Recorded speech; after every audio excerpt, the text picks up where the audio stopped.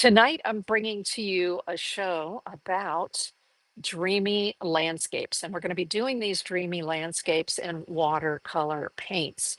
And I want to show you some of the pieces that I've made and some of the artists that I was inspired by in order to show you this workshop. So here are some of the pieces. This is actually done on a notebook that I had shown you before. This is the US Art Supply watercolor paper. And what I love about these is they're 30 sheets in a book and they come in a pack of 3 and they're very economical. Excellent for having as a journal. I like a journal with the spiral bound because I like to work on both sides of my paper. This is actually done on the back, which is a little smoother, but there is definitely a lot of sparkle in here because I got myself recently some new paints from Beam Paint Company, and I'm going to be showing those to you, and a few other options that are a little less expensive as well than the Beam paints.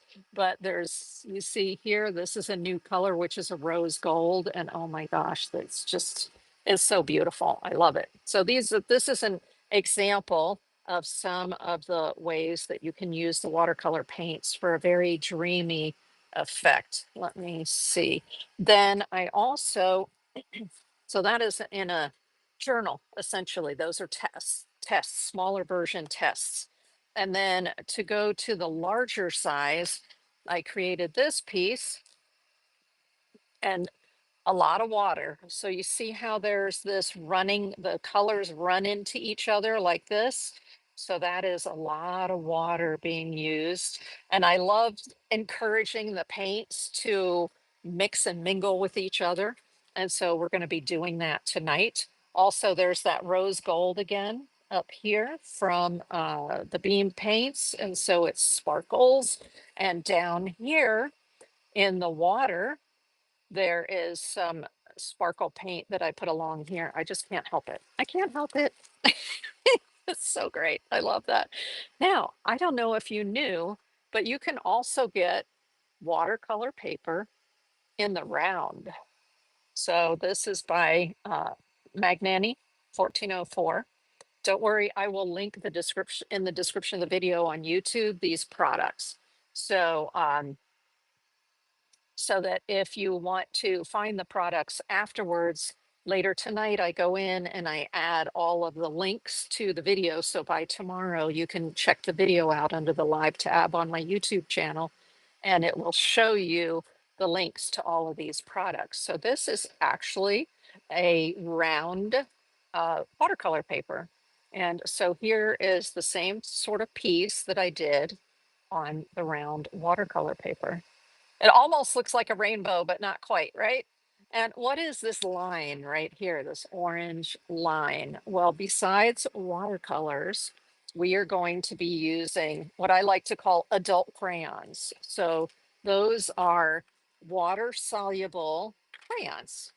And uh, there are craft grade and there are artist grade. So these, which are the Caran d'Ache, oh, let me put my hand there and then I can do that. These are the Caran d'Ache, and this is Light Fast. So these are artist grade crayons, but there are colors that are not in that set that, like this one right here, of the Stabilo Woodies, which were designed for kids. But if you're just doing artwork for fun, you don't have to worry about the light fastness of it, especially if you're doing it in an art journal.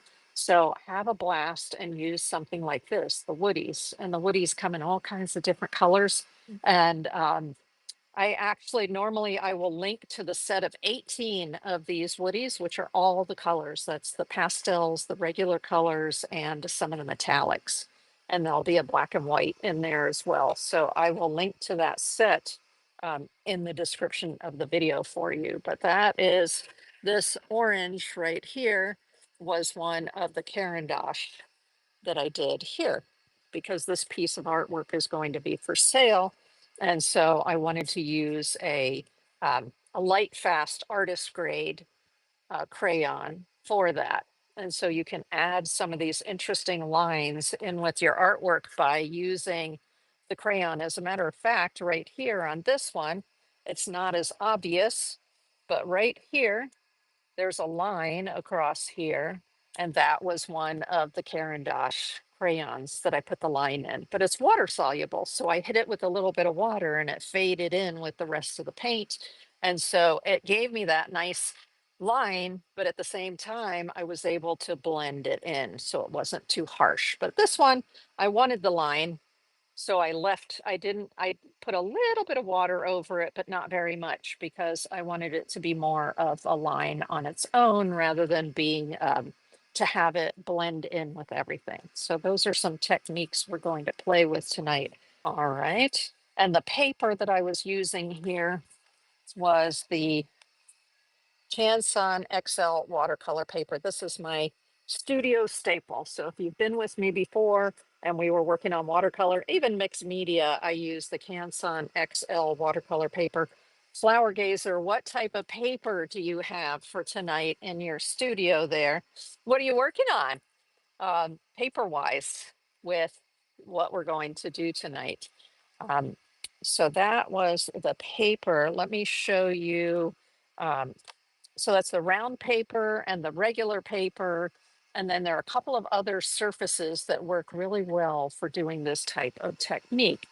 And oh, here's Legion paper. Legion is a company that makes all different kinds of paper surfaces. And this is, I love this. This is the Stonehenge. So when you're getting ready to do your professional work or your work that you're ready to sell, this is a 100% cotton. It says right here, 100% cotton paper. And this happens to be what they call their hot press paper.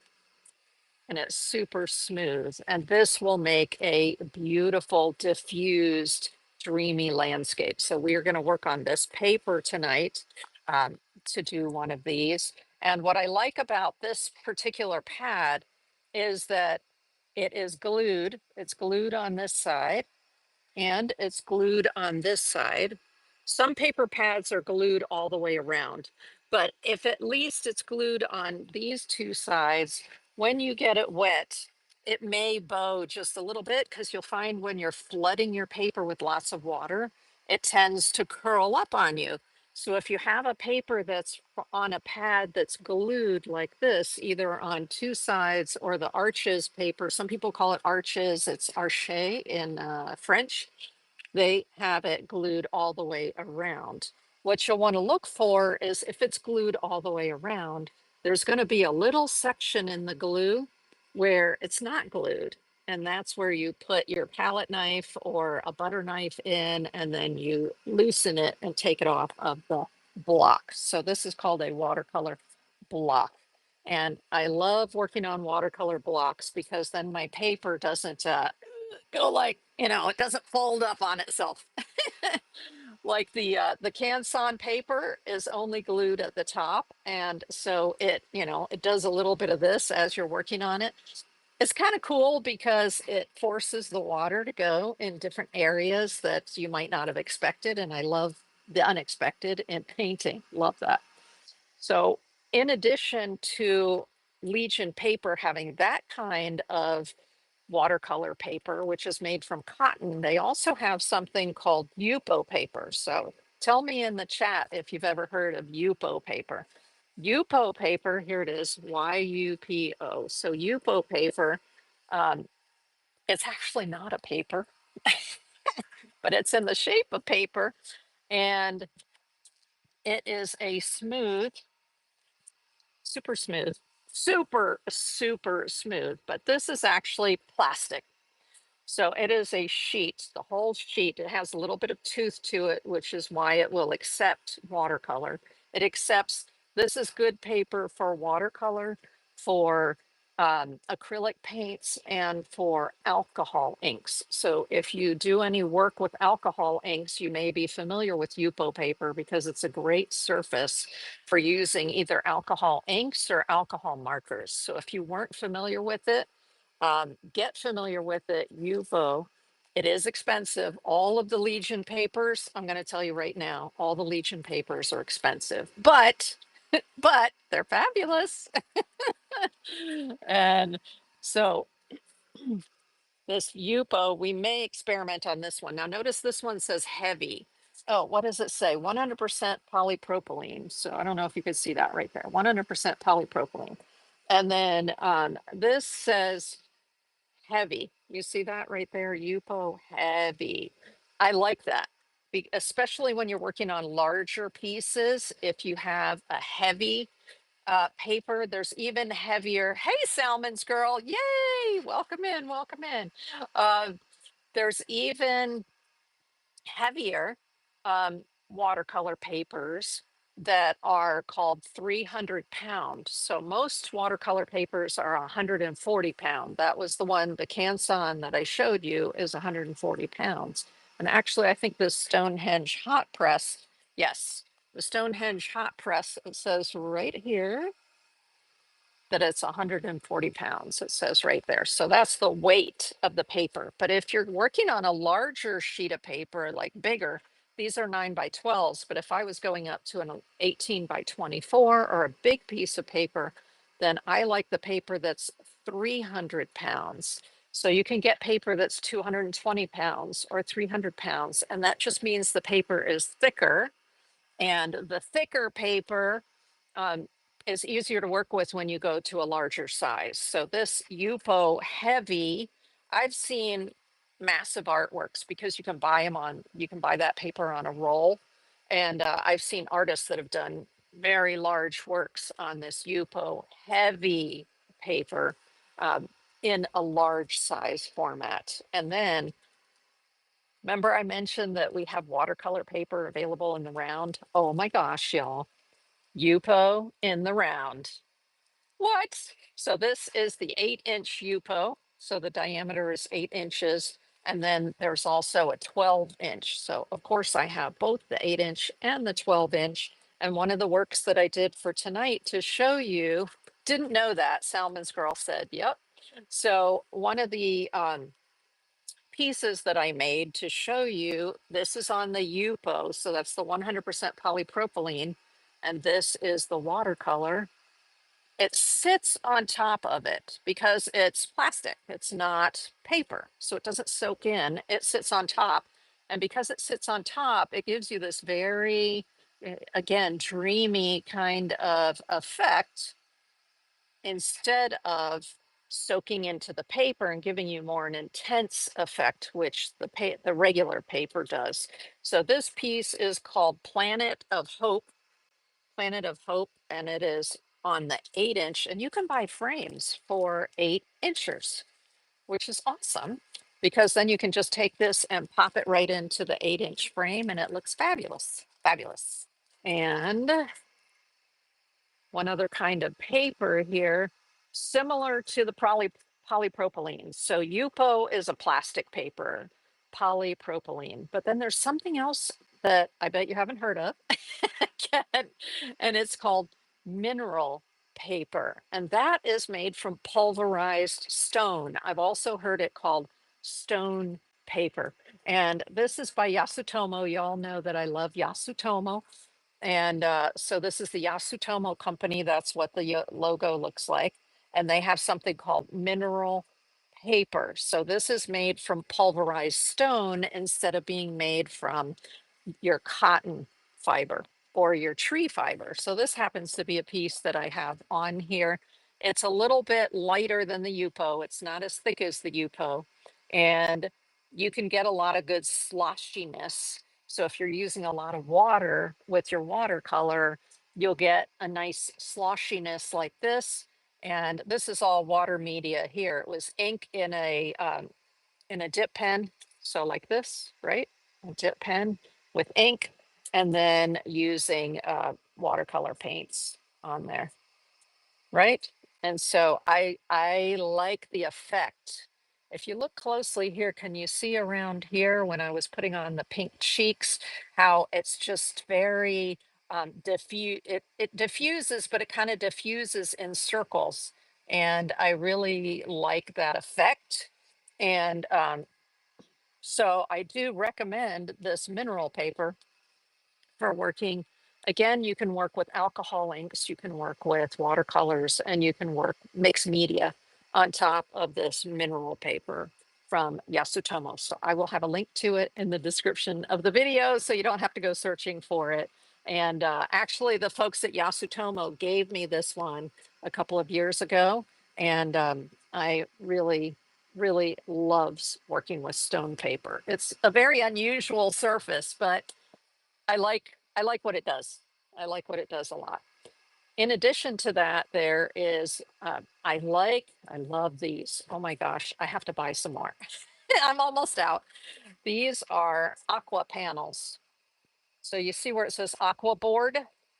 This is by Ampersand, the company Ampersand. And Ampersand makes all different kinds of panels. They make a gesso board, meaning it has gesso on it and it's ready for oil paint or acrylic paints, other kinds of mixed media. Then they have this aqua board, which is already prepared and ready to receive watercolor. Phenomenal. This is an amazing surface. Now, you're going to want to use these for your final works, not for your practice. You're going to practice on watercolor paper or on mineral paper or something like that. But when you're ready to do final artwork, wow, these are fantastic, the aqua board. So this is what it looks like, right? Now you can get this as a panel as well, you know, with sides on it, not just as the board. I like how thin the boards are because it makes it easier to store, right? When you have as many paintings, I probably have 1,000 paintings here in my studio. It's insane. So that's why I went from big canvases down to working on paper a lot and these panels so that I can store it all because I have so much. But you see how it's very thin and but it's a nice stiff board. So here are two pieces that I've done using that. Here's one piece here that I call cloud line using watercolors. And I've got some sparkle in here and some sparkle up in here with it. Very diffused. We're going to be using lots of water. And the great thing is when you use lots of water on these panels, they don't buckle, right? Where paper can buckle, these panels don't buckle. They are an absolute dream to paint on. And we're going to make one of these too tonight so you can see how they work. And then I was able to write on the back of it, cloud line. Okay. So that's one there. And another nice thing about having a panel like this is that it's easy to wax. Now, I did not wax this panel. That means this panel needs to go under glass. It needs to be put in a frame where there's glass in front of it because it has the sparkle in it. So if you do an artwork and it has sparkle, and then you're going to seal the artwork either with a spray or with wax, which I'm going to show you another one that I did with wax, um, that dulls the sparkle. And I like maximum sparkle. So I do not like doing a wax or a sealant finish if there's sparkle on my piece. And so that because this one has a bunch of gold up here and it has, does it have any sparkle down? Yep, there's a little bit of sparkle along that green line there. So I didn't put any finish on here. I did not spray it with a finish or anything because I didn't want to knock down that sparkle. But this one I purposefully did without sparkle. So this is also on the aqua board. And I did this piece with no sparkle in it, just watercolors. So that with the anticipation of when it was dry, I could, because it's a nice hard surface, it's super easy to apply your Jacquard Dorland's wax. So this is the Dorland's wax that you can use to seal your watercolors with. And so this piece has 2 coats of the Dorland's wax. And so now it is impervious to water. So if I just put water on it, the water just comes right off because it has wax on it. What that means is I can take this board and I can put it in a frame with no glass on it and it'll be fine because it's protected with a layer, excuse me, it's protected with a layer of Dorland's wax. So that's the advantage of using the wax. If you put the wax sealer on it, then you do not have to put it behind glass. So, oh, so many things to think about, right? But I love these panels because they're so easy to wax if what you want to do is wax it. And then this would just pop into a 5x7 frame, or you could mat it and then put it in a frame, but you don't have to put glass in front of it. You can, but you don't have to. And this one is called baling hay. I don't know if I spelled it right or not. I think a bale of hay, I think is B-A-L-E. You spellers out there, let me know. But I spelled it B-A-I-L-I-N-G, baling hay. So I may have spelled it wrong, but you know what? It's on there for posterity. The way it goes. There's one other type of surface that I'd like to show you. Actually, you can take any surface, any surface. So I could just have a regular old wood panel, an MDF panel. I could take a panel and I could put gesso on it, meaning paint it with a white paint. I could take a piece of wood. Maybe I found a piece of driftwood or something and I want to paint on it in watercolor and then wax it, right? How cool would that be? That would be so cool. And so what I would do is take my piece of driftwood and I would use like a spray sealer from the hardware store, right? Some sort of spray sealer to seal the area of the wood where I wanted to make the artwork. And the reason that you seal it first is that wood has oil in it, a type of oil, and that could seep through your artwork, and you don't want that to happen. So you always have to seal it first with some sort of sealant. And like I said, in the hardware store, they have great sealants for wood. And then on top of the sealant, this is what I would do. I would use a gesso. So a gesso is a preparation for a surface. Okay. So I would use some gesso. Gesso is available in white most of the time, but you can also get clear gesso if you wanted the color of the wood to show through. And then after I put a coat or two of gesso on the piece of driftwood is what we're talking about right now. Then I would put this. This is Daniel Smith that, and they make fabulous watercolors, by the way, Daniel Smith. But this is a transparent watercolor ground. So what that means is you can put this on any surface and turn it into a watercolor surface similar to this on these aqua boards. Isn't that cool? That's so cool. So after putting my ceilings on a piece of driftwood, I would put 2 to 3 coats of this transparent, and this comes in other colors too, but a watercolor surface preparation. So that's what I did here. This is a very inexpensive kind of a cardboard like panel that I think it came from Jerry's Artorama or something like that. And but very, very cheap, very cheap. Okay. You can get like a pack of 10 for next to nothing. And I painted the back of it with 2 coats of gesso, that white primer. So here again, the gesso.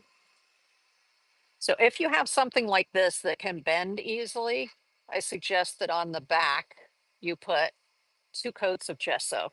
So that's what I did here. If you have a board like this that's stiff, you don't have to do that. But if you have something like this that could curl, you can prevent it from curling too much by adding 1 or 2 coats of the gesso primer on the back. So after I put the gesso on, it was curled like this. But the idea is then you go back and you put gesso or you put your preparation on the front. So this came already with gesso on it. It was already white. It already had a primer. But what I did was I took 2 coats of this transparent surface prep for watercolor and I put that on here, 2 coats of it. And now this is a surface that I can paint on with watercolor. So cool. I can't wait. Yay. Oh, I'm excited about that. Very excited about that. And so I think it's it's good to have on hand something like this, because if you're like, oh, what would that look like with watercolor on it? You can throw some of this medium on it and then go to town. Now I'm going to show you the spray varnish that I used. I've shown this before, the Kamar varnish by Krylon. And so this spray varnish, it says right on it that non-yellowing protection for oil, acrylic, and watercolor right there. So I love this. That's actually, I put 2 coats of that on this one right here, because the Yupo surface is very sensitive to getting nicked and messing up your artwork. Ask me how I know that, right? Because I've done it. So I find it's helpful to spray at least 2 coats of the Kamar varnish, one going this way and one going this way. And then sometimes I'll do a third or a fourth coat as well. And so this is great because it actually also works on watercolor, and not all of your spray varnishes work on watercolor. So it's helpful to know that that's a good finish that you can use. Okay, and what paints are we going to use tonight? I showed you the adult crayons that I adore. And then in terms of watercolor, I have here, you can use pans, you can use tubes. Um, Flower Gazer said that she is on Whatnot, said that she's going to paint along. And so I'm curious, what paints you have, Flower Gazer? This is the Crispy Rice travel set of watercolors right here. It comes with 12, but you'll notice that I put many, many, many, many more.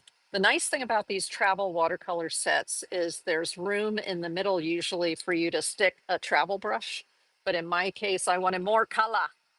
So I purchased little empty, what are called half pans. These are called half pans. This is the Christy Rice colors on the outside here. And then I put my own colors on the inside here. Plus there are these little wells right here that you can also fill up. So I filled this whole thing up pretty much to the max. And then I made my own color swatch card to show me what all, let's see, it goes this way, shows me what all those paints are. So this is just a piece of inexpensive watercolor paper that I did my swatching on. So I suggest Winsor & Newton. Oh, Flower Gazer is using Winsor & Newton professional watercolors. Lovely. Absolutely lovely. Love those. You're going to get some great results out of that. I actually have here also the Winsor & Newton professional watercolor paper, 140 pounds. And they make this in different sizes, but oh, the surface of this is just so luscious. I love it.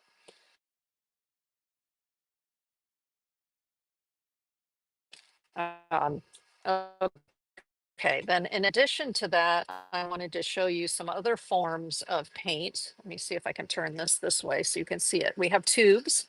I want to show you the core watercolors because they have a special binder in them that causes the paint to explode.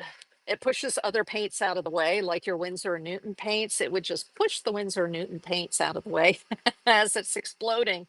But when you're doing dreamy watercolors like we are, it is helpful to have some of these core. They're made by Golden Paints, but they're called core watercolors, QOR. Let me pull one out of here so you can see, like that, core watercolors.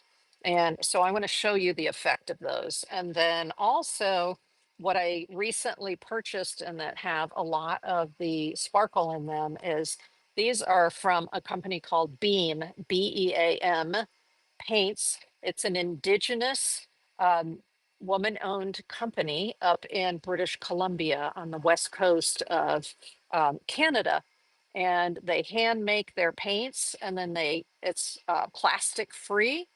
They use wax and paper and put them inside. Isn't that cool? So this is called a paint stone, and I have several colors here that we'll be working with, like that. This one is a brand new one that I just got. This one you can see I've used quite a bit of it right there, but that's another form of or a way to get watercolor paints. Um, and then there's the sparkle paints. So this was the sparkle paints that I have from Beam. This is a brand new one that I just got. Oh, actually, these two are brand new and they are so luscious. These three, what am I talking about? One, two, three. Luscious, luscious, luscious, um, packed with sparkle. Incredible. And then, okay, I definitely can go overboard. And so this is a Christy Rice. I got this empty. Okay, so this is just a Christy Rice palette for 24. And what I've done is I purchased over the years many sparkle watercolors. So I wanted one tin that's just my sparkle watercolors that are in the half pans. So these little pans like this, right? Now you could take a full size pan. A full size pan is just like two of these half pans that's long and skinny, and they'll also fit into a case like this. But you can see I have lots and lots of sparkle because I just love sparkle, and I'll buy them from different companies and then pop them into the one tin. Now, this one has the 24, but notice there's a lot of room down the middle here for more. But those are ones that I buy that are already in the half pans, as opposed to something like this that are the paint stones or in a tube. You can also get different metallics in a tube as well. And then now these I've gathered over the years and they're expensive because they're artist grade shimmer, okay? Including these as well. These are expensive, they're artist grade shimmer. But I want to show you something that works really well. And that is these little tiny sets like this. This is a little travel set and it has magnets right there. And then you clip it to your notebook, your travel notebook. This is like a little travel set of metallics. These are not light fast. They don't have a light fast rating. They may be light fast, but they don't have a rating. So this is good for sketches, for sketchbook. And I actually have a video on YouTube reviewing this particular set, which came from Hobby Lobby. Actually, it was given to me as a gift by a dear friend. So, but I like it because these colors work really well. And you know what? It's very inexpensive. So if you want to experiment with shimmer colors, or you want to use shimmer colors in a just an art journal, I highly recommend these. They're fun, fun, fun, fun. Love them. Think so. I'm gonna close that. Isn't that cool? So that just goes into your little case, just like that. Okay, and then I'm also going to be using, you need something to um, mix your paints in. So here, this is a butcher tray, mini butcher tray, and love these. They're by Crow Canyon Home, and I'll have a link for them in the description of the video, but love them for color mixing. One other thing, and that's brushes. So I'm going to be using this is called a quill brush, but they're very moppy. See how that's moppy? So most of the time I'll be using big brushes like this. Okay. And then you might want some brushes that are a little smaller for details like that. Okay. So now we're going to go over top of the table and get started. It's so much fun. Life is good. We're going to be using lots of water tonight because we're going to be creating these dreamy landscapes need lots of water. So I've got my Faber-Castell. I love this because to hold the water because the way it holds the brushes on that tulip edge like that, right? Hey, come back here. Hey. So as I'm working, I can put those up there, but most of the time I'll put my brushes on a little stand like this um, and to just hold them apart. There we go. So you're going to want lots of water. And I actually have two more waters here, believe it or not.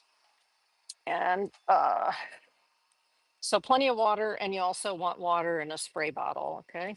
Because we're going to get our surfaces wet. So let's go ahead and get started. We're going to start with just paper, okay? So this is that beautiful Winsor & Newton professional watercolor paper. And So let me make sure you can see that. Okay, where is that? Eek, there you go. Okay, nice. And then I've got my, now I have Holbein, I have the Christie Rice paints, but I also have Holbein paints and I have Winsor and Newton paints. And so the beautiful thing is with when you get your empties, when you have empties like this of the little half pans or even full pans, you can customize these just by squeezing the tubes. If I wanted this in a tube, I could, in a pan, I could just squeeze it into the pan and let it dry. So let's put that there for the moment. Let me make sure you can see it. Yes. Okay, good, good, good, good. So what I like to, I'm gonna put this, which is my, tells me what paints are here. I'm going to my swatch card. I'm just going to put that in front of me so I know what my colors are. Now, when I do these dreamy landscapes, I start out by getting the paper wet. So this is called a quill brush, and you can see it holds a lot of paint. Another type of brush that you can use, if I were working on a very large piece, I would be working with, this is a Winsor and Newton glazing brush. That's a 1 inch. And then here is a Princeton Neptune 2 inch. So depending on how big the piece is, then let's use the 1 inch for here. But you can just use whatever brush you have on hand. So if you're doing dreamy watercolors, I find it's best to wet the paper first because you want the paper to be holding a certain amount of water. And after I do that, I take a clean paper towel. I was just looking at my paper towels I've been using. Now I want to show you something. See how the paper is curling, right? Ah, it's okay though. It's okay. We'll get over it. So I'm wiping off the paper. So what I wanted to, there's a little hair right there. What I want to do is I just want to moisten the surface. It doesn't have to be soaking wet. We're going to be more soaking by having lots of water in our brush. Like this one has lots of water in the brush there, right? So if you want to prevent this from curling, what you can do is I'm going to go to the back of it and I'm going to put a layer of water. I'm going to do the same thing to the back. Have you ever seen this done before where you moisten the back of the paper? I know a lot of watercolor artists who like to work with lots of water. They will moisten the back of the paper first and then turn it over and then do it to the front. And what happened when I moistened the back is it went flat almost immediately. You see that? Isn't that crazy?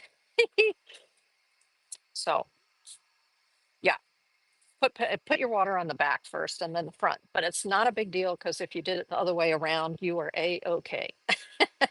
Now it's actually going this way, but that's all right. We're good. We're good because we're going to be just sloshing paint all over the place.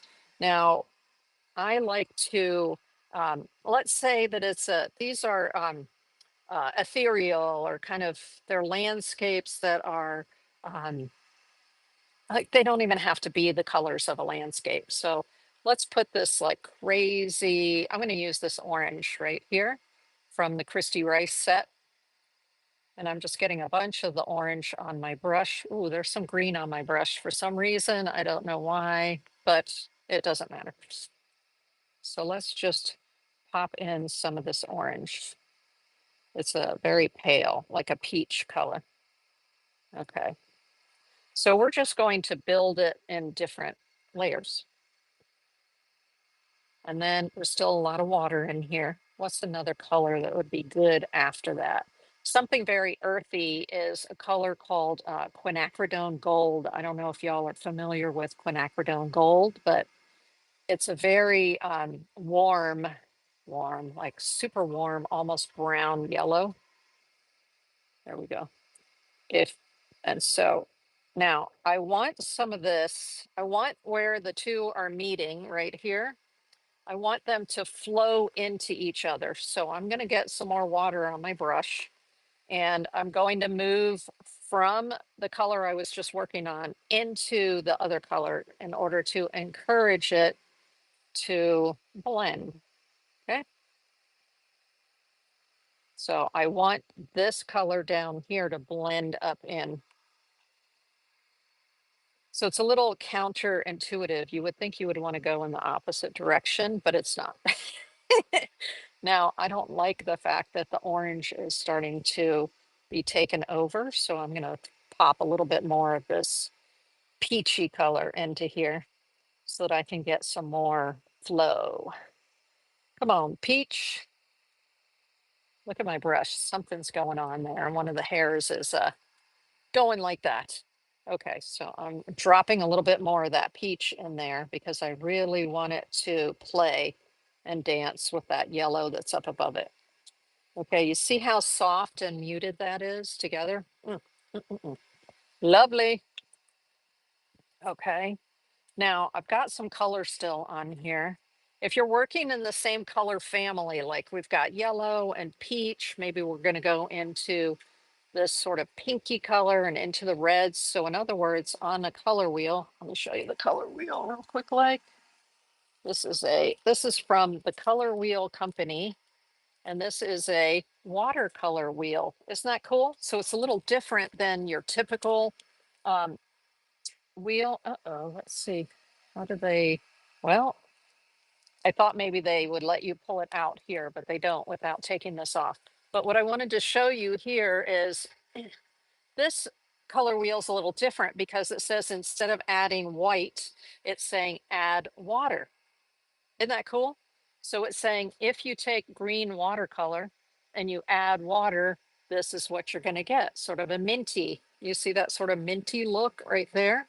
And so I like this watercolor wheel because of the fact that it says add water, and it gives you more of a feel for what watercolor is going to do. Another thing is it has a value scale here for you. So it's important when you paint to have your darkest darks, your midtones, and your lightest lights if you want a lot of punch in your pieces. And so you've got value 1 here, which is your darkest dark, to value 5, and then value 6 up to value 0, which is transparent.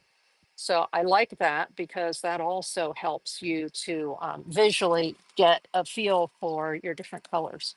Oh, you know what? I just noticed that I had moved these aside, and I'm going to go back real quick to the artists that inspired me. So Coastal Nicole on Instagram, I'll put a link to her in the description of the video, but she does a lot of these little diffused uh, watercolors.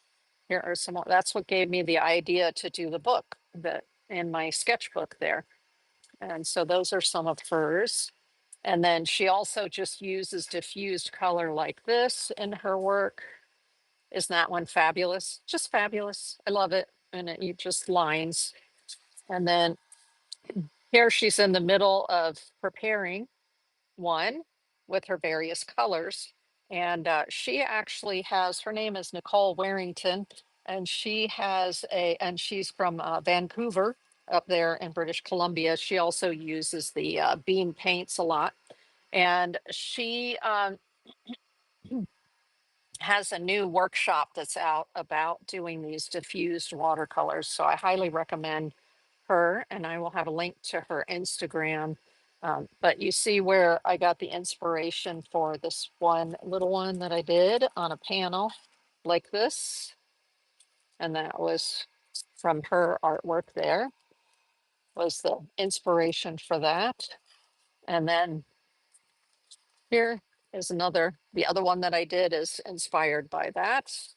And then there's another artist that I enjoy, blues and pinks. And I'm not sure where she's from. It didn't indicate that, but look at that. So she does the diffused, but she does a little bit more than that. And she'll come back after the diffused colors and the runniness is in, and she will add other elements like this. So you can come in and add more elements after the fact to your watercolors. And these are some more of hers, but soft and diffused. So we're going to show you the soft and diffused background, but then you can always come back in and work on it some more like this. She threw in a landscape, but she has the soft and diffused blues into the orange, yellows, into the greens, right? Lovely. Okay, let's get back to this one. Wow. Okay, it diffused so much that we lost the orange at the bottom. Let's go back in then and pop some more. Maybe we'll make the orange, instead of being so soft, maybe we'll punch it up a little bit with a little bit of this red and yellow. There we go. Let's make it a little bit stronger. So not just picking it up here, but also getting some yellow in with it, like that, and a little bit of the red there. So I just wanted to make it a little bit stronger so that we get a little bit of separation here. So I have a little bit stronger color. Now, if I really want separation here, what am I going to do? I'm going to bring in my crayons.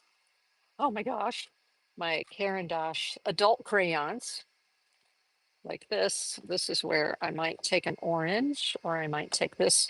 What do you think? The lighter orange or the darker orange, y'all? I don't know which one. Uh, I'm thinking I'll start with this orange. I can always add something else to it, right? And while this is still wet, these are water soluble. This is the Caran d'Ache Neo Color 2, and it says on it aquarelle. That means that it is water soluble. And it even says here water soluble wax pastel. So while this is wet, I can come in and draw my line across here with that. Now, if it wasn't wet, sometimes I take the crayon and I just dip it right in the water. It's fine. It's fine. You can do that. Just dip it right in the water, and it gives you even more, a little bit more diffused color when you dip it in the water. How fun is this? It is so fun. Now, Flower Gazer, I don't know if you had any of these adult crayons, or maybe you have some of these woodies, but if you do, get them out because we'll be using them. There we go. That's better. That gives me a lot more orange and a lot more of the fact that it's diffused and orange down below. Okay, let's go. Now I'm going to use the skinnier brush right now. And I'm going to, let's see, get more orange. I want something that's a little more in your face orange here. Because this one, it's beautiful, but it's a little more diffuse. There we go. It has a little more pink in it. And because I have the line of the crayon, this yellow up here is not marching down into here as much. Okay, there we go. So we've got it there. A little oranger here, coming up to something that's a little more diffused yellow, right? All right, what are we going to do next? What's next? What's the next color? Hmm. Hmm. Okay, maybe we're going to go into something that's more pinky. This is pink right here. This is sort of like a fuchsia, beautiful fuchsia. Lots of water on my brush because I want it to really flow, right? That's why I'm using this, what's called a quill, or sometimes they're called a mop. So let's put this pink in here. Already this yellow is exploding up into it. Can you see that? I left a little bit of a space so that I can work my way down and then get that to explode into one another on purpose. So let's do this a little bit more. And now I'm overlapping that edge just a little bit because I want it to explode into there. Okay, cool. Nice.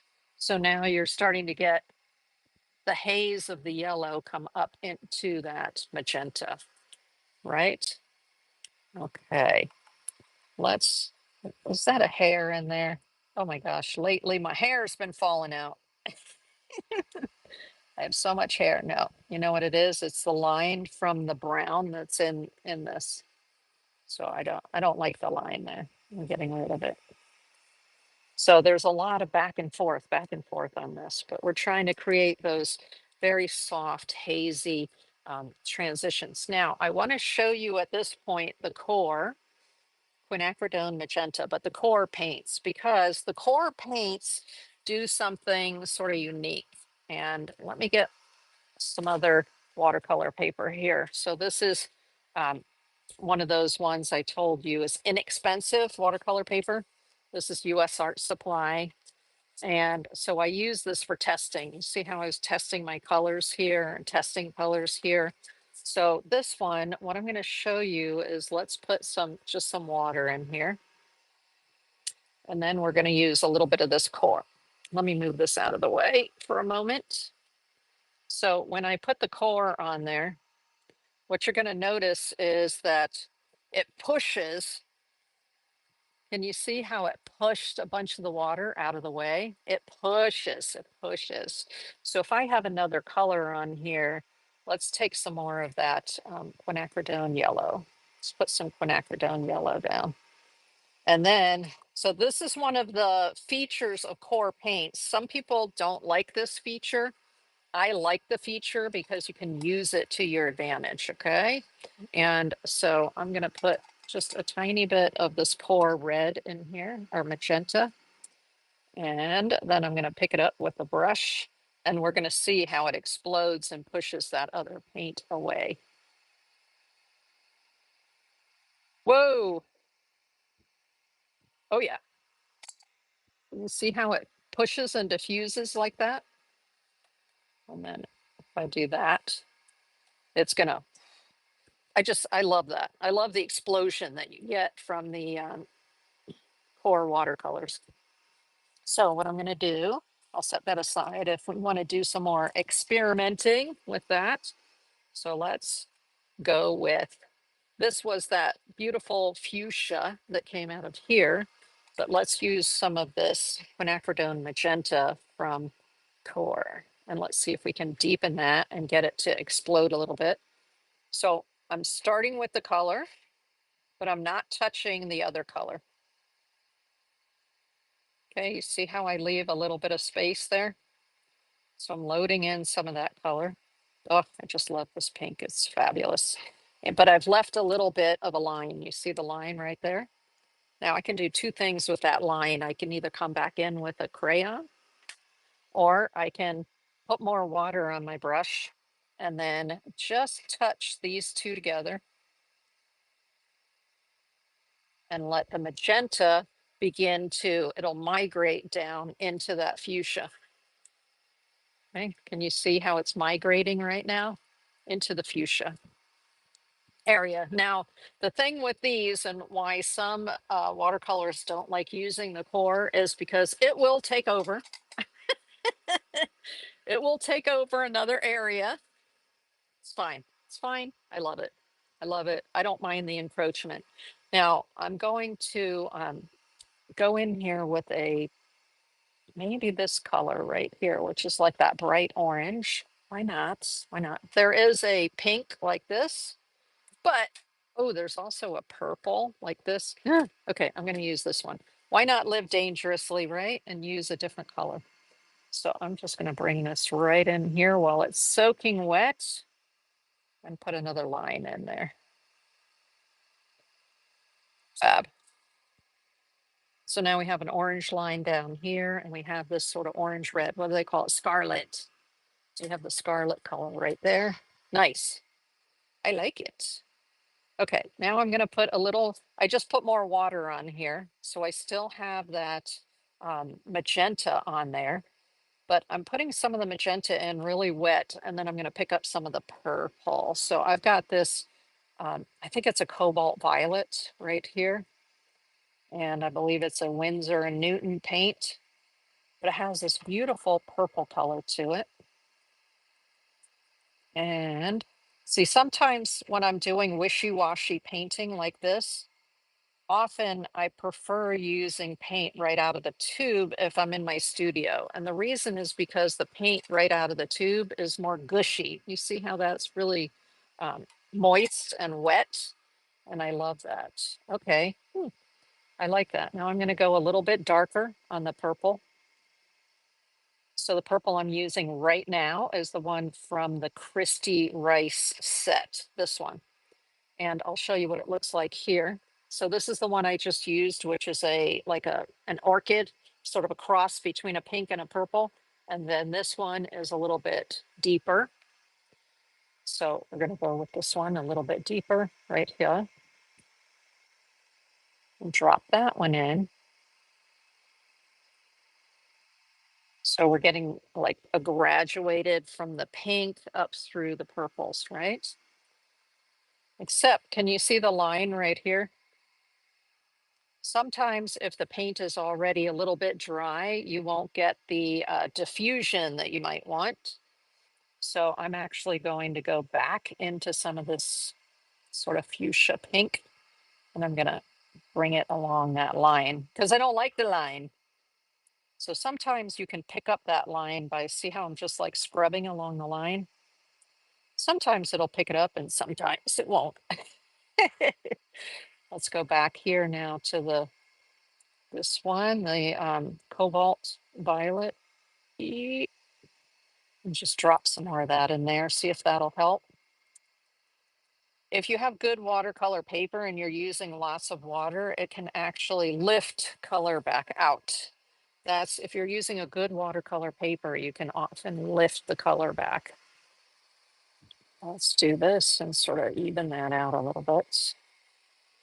Okay, I'm starting to get some darkness. See the drama up there? So I want to use a really dark purple, really, really dark purple.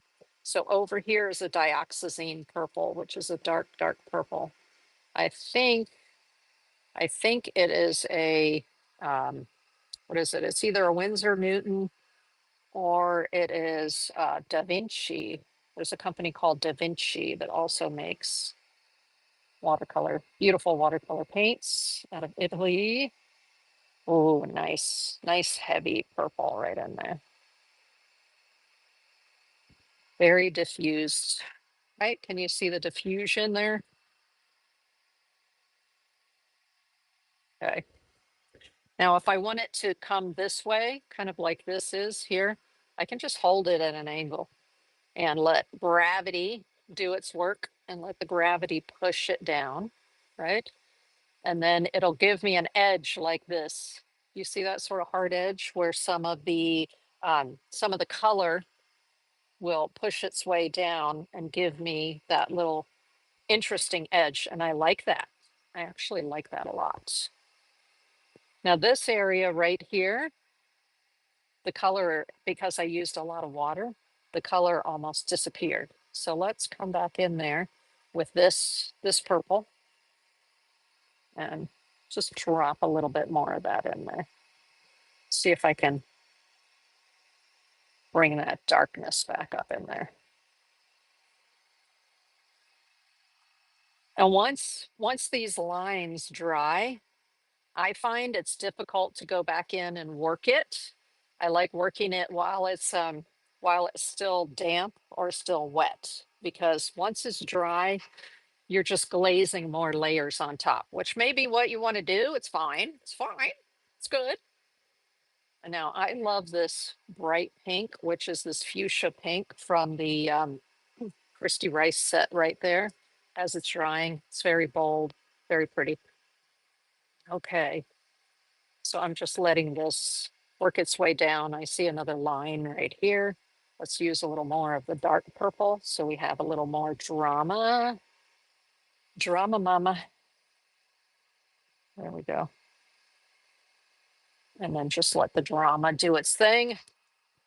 So there is, patience is helpful when you're doing this kind of work because you want to play with those layers and your different levels of dryness in order to get these various effects.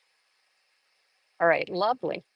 Now, if this orange red right here is quite, to my eye, it's quite jarring. I like it, but it's a little bit, little too much, not diffused enough. So I just got a little bit of water, plain water on the brush, and I'm going to come in here and I'm just adding a little bit of water to the bottom of that because these are water soluble crayons.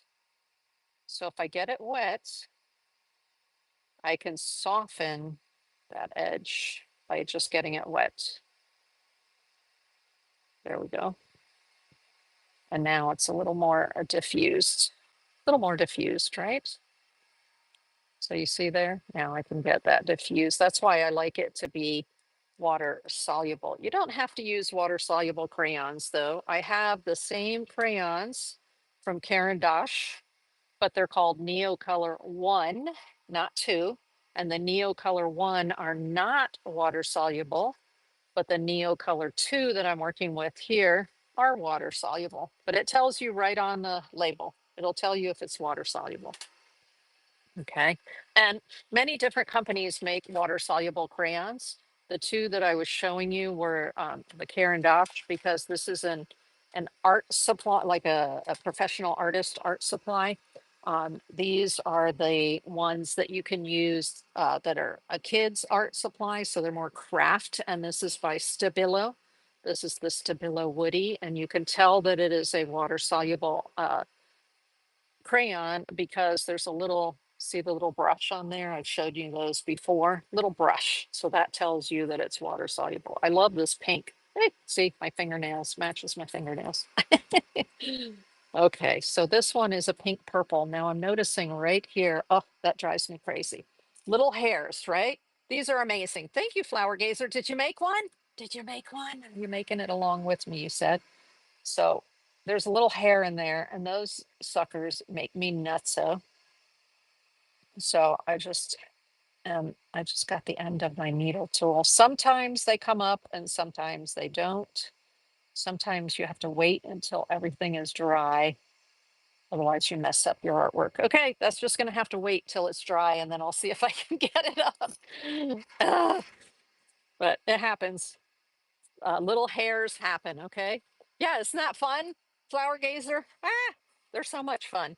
And it, to me, it's just so relaxing and so um, joyful, right? When you get to play with color. And these are so simple. Anybody can do it. You can even do it with kids. It's about water, having a big brush, lots of water, right? And then good paper definitely helps. Definitely helps. So we're going to go to one of our other surfaces now instead of working on paper. We're going to go to, why don't we go to one of the aqua boards? Oh, just love these aqua boards. Okay, so I'm going to move this out of the way somewhere where it is flat, or maybe just at a tiny bit of an angle like this, like that, so that it can, oh, look, there's a bunch of purple underneath here. All right, before I put it down, let me get that bunch of purple off the back. There we go. Okay, lovely, lovely, lovely. So this we will put aside.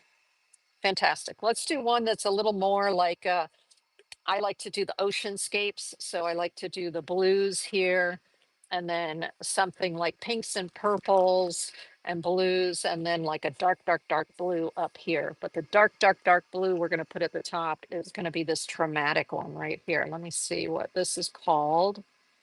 Yeet. Let's get you out of there. This is just from the Dollar Tree or the dollar store. It's a little container with a magnet on the back. And it works because it's round. It works well for the paint stones from bean paints because they're round.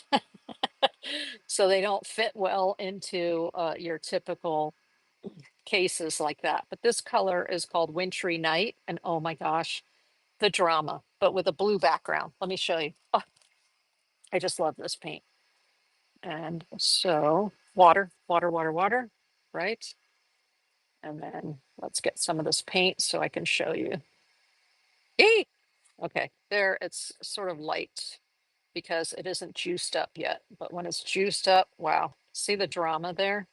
Super dark, but it has a little bit of a sparkle. Oh yeah, yeah, yeah. But you can see it's sort of lagoon. It's like a lagoon blue. Oh, but it is called Wintry Night, and it is just. So I have this one with that dark blue, and I have this one and this one. This one's called, let's see, what's it called? You can come out now. Lake Superior, this one's called, and then this one for the super light, which is called Glacial Rivers. It actually has on it also the native language from up there in British Columbia. And Handmade watercolors. They are so cool. All right, so that one, and this one we're going to be using on this, and they all have glitter. All right, come on, you can fit in there. Nice. So when I store them, I put the lid on, and then this um, next to me here, I have a huge one of those carts that's like for tools that you would see in a body shop. And it's by Husky. And I got this big one that is all metal. So I just take these, oops, and I just pop them right on to the side. And so that's where they get stored, is on the outside so I can see them. Isn't that cool? Just love that. Okay. So I'm going to put these aside just for right now while we build this. Oh, love that color. Love, love, love that color. Okay, hold on. Hold on.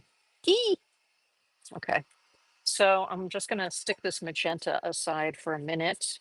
And these panels are so cool because they allow you to lift the paint back up pretty easily. I love that. Okay. Now, this paint, I mean, this water has all this pink in it. I guess we're not going to worry about that because this one's going to have some pink in it anyway. So what am I doing first? Since it's supposed to be a watercolor surface, right? I can just soak it with water. So let's just soak this with water like that. Okay. So that our paints will flow beautifully, right? And then I'm going to take a paper towel and on a clean part of it, I'm just going to, not all of it, but I'm just going to lightly go over it so I get a lot of that soppiness out of there. But there's still water in it, which is lovely. It helps your paints to flow. Yeesh. Okay. So now it's damp. When I touch it, it's damp. So let's go ahead and we're going to do sort of an oceany type theme down here. So this color right here is called Cascade Green by uh, Daniel Smith.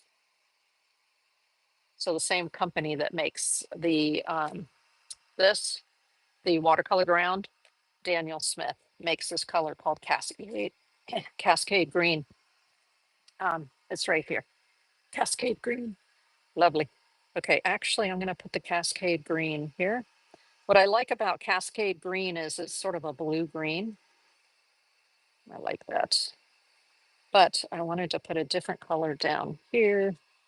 Um, no, actually, let me take some more of that Cascade Green because it's like a blue green right there. What you'll notice on paper often is that this Cascade Green separates into greens and blues. So let me show you up close. Can you see the separation between the greens and blues? I love that. Love, love, love that. Okay. So now we're going to take something that's a little bit lighter here. This one, which is kind of a dark teal. And we're going to bring the dark teal into here. There we go. Dark teal. And then now I can see it's picking up. You see here where it picked up some of the color. So it's a little bit more of a challenge to work on these panels because the water will pick up. Like I said, it does such a good job of picking up. Let me show you where I can take another brush like this and just have, hey, Leanne Phoenix, welcome in. It says hi over on Whatnot. Let me check YouTube and see. Yeah, see, there are a whole bunch of comments on YouTube that weren't even showing. Welcome everybody that's over on YouTube. If you are, hey, happy Sunday. Yes, Leanne Phoenix, and to you. And for those folks, I see a bunch of people have liked the video over on YouTube. So if you are on YouTube and you haven't liked the video yet, please go like it. It helps the channel. Okay, so I just put, remember I have two waters here, not just one. So I am dipping this so it's fresh water, just no color in it. And I'm going to show you on this panel. And if you have a good paper, it'll also work on the paper. So like this professional paper here from Winsor Newton, it's designed so you can lift color back up. That's a good watercolor paper or a good watercolor panel. So with just water, I can come in here and I'll be able to lift a lot of that color out. So hold on, let's do it again. Lift and lift. So I'm getting it wet again. Now some colors, especially in your reds and pinks, are very staining. They're called staining colors. And also like your ultramarine blue will stain. So this one, it's not coming up completely. Let's do a little bit more. Yeah, a lot more of it's coming up now. So I'm just sort of scrubbing it. Now I have a special brush. If I need to take something up, I have a special brush here by Princeton, the Velvet Touch line, and it's called Willow's Blender, but it has a stiff hairs here. And so when you're working on a board, you can use this stiff hair to run through here. If you need something a little stiffer than the other brush that I was just using.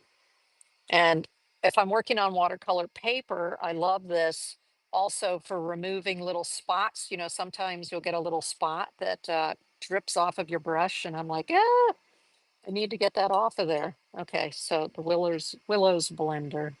But you see how this is taking it off little by little? I'm able to take that. I'm pushing pretty hard because why? It's a panel and I can. Okay, now let's go in with our paper towel and lift. So I can see that blue undertone is very much a staining color. So it's leaving a little bit of blue. Can you see that? It's left just a little bit of blue in there. But nice. Something you can do with the panels is you can lift. But a good watercolor paper also you can lift, okay? So let's go ahead and go in here. Why don't we put, I have this really interesting green right here by Schminke, another company that makes watercolor, Schminke out of Germany. And this is called Cologne Bridge Green. Cologne Bridge Green. It's kind of like it's almost like a gouache because it has white in it. Okay. So let's throw some of that in there for some variation, right? Nice. Interesting. I like that. I like that. I like that color of green. I was so excited to get that tube. Here, let's put a little more color in there. And then I'm going to get a little crazy and I'm going to take this one, what's the color? Emerald green from the folks at Karen Dosh.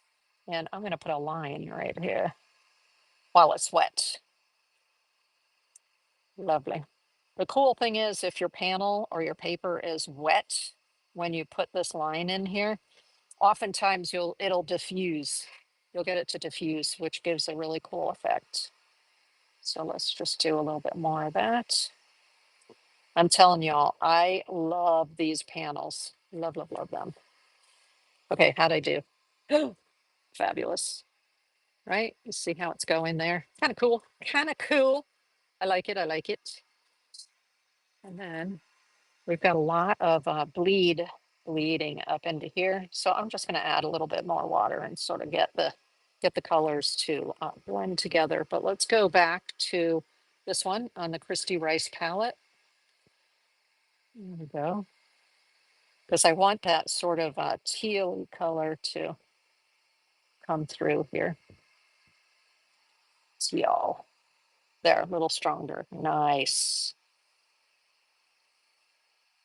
Okay, good. Fabulous. Here, something's going on over here. Let's get a little more color. Okay, how's it going? How's it going? I'm looking there and the camera. All right. Sometimes what you see is better than what I see, and sometimes it's not. All right, now I want to pop a really dark line in there, and this is where I want to bring in this like crazy dark here. Okay. So this is the Wintry Nights, and it has some sparkle in it. It's not overwhelming with sparkle, but it does have sparkle. So when it dries, you get this really cool sparkle. And I like that it's still wet here. So let's drop this in along here. Now, sometimes I'll go part way and then I just flip the brush upside down and then I'm coming this way. And the reason is because if you just go all the way across in one stroke, you end up with a lot of paint where you started and almost no color where you ended. So I like to kind of meet in the middle, flip the brush over, and then go to the other side. Ooh, this is going to look awesome. And I'm letting it sort of, you see how it's kind of encroaching on the bottom there? Let gravity do its work, right? Uh-oh, let's see. There we go. Huh, something's going on over on YouTube. I don't know what. It just sort of flicked it. It's running, but it sort of flicked it off. Okay. Um, so if y'all are having trouble over on YouTube, it's not me, I promise. I promise. All right, I'm gonna use a clean brush and clean water because I have a few little flicks here that got up there. And I want those little flicks to come out so that I can go with whatever color I want there. Okay, there we go. Nice. All right. Ooh, I like the way that is encroaching on some of the other colors. And when it dries, you're going to see the sparkle, which is just going to be magical. Magical. Okay. I'm just going to set this brush aside and I'm going to go to a different brush. This is the Yasutomo Fusion brush, which is a nice brush for this kind of work. It has, it's a synthetic tip and it has some good spring to it. So let's see, what are we gonna do next? So let's assume this is kind of like land and water. And now we're gonna start building the sky, right? So I am going to, let's see, I want a blue. I want a very, very, very pale light blue for this area right here. Or maybe I want a yellow. The only thing with yellow is if it touches the blue, all of a sudden it becomes green. And I don't like that. So you do have to be careful. Let's use a little bit of yellow. I'm going to live dangerously. I'm going to put some yellow in. This is actually a Mission Gold yellow permanent right here. Professional watercolor. Now I'm going to turn this around and I'm going to be very careful because I do not want this yellow. Ah, it just touched. It just touched again. Ah, I'm trying not to have it touch, but oh well, you know what? We're having fun. I am not going to worry about it. If it touches, if the tip touches and it starts to come up so the colors blend, I am not going to worry about it. I'm just going to go with it, right? Life is good. There we go. So I've got some of the yellow. But you see what I'm talking about, where the yellow touched that color here, and then it started to bleed into one another. That's okay. It's okay. It's okay. What you have to fight is the urge to go and really mess with it, because then it will really come up into your yellow, and we don't want that. We don't want that.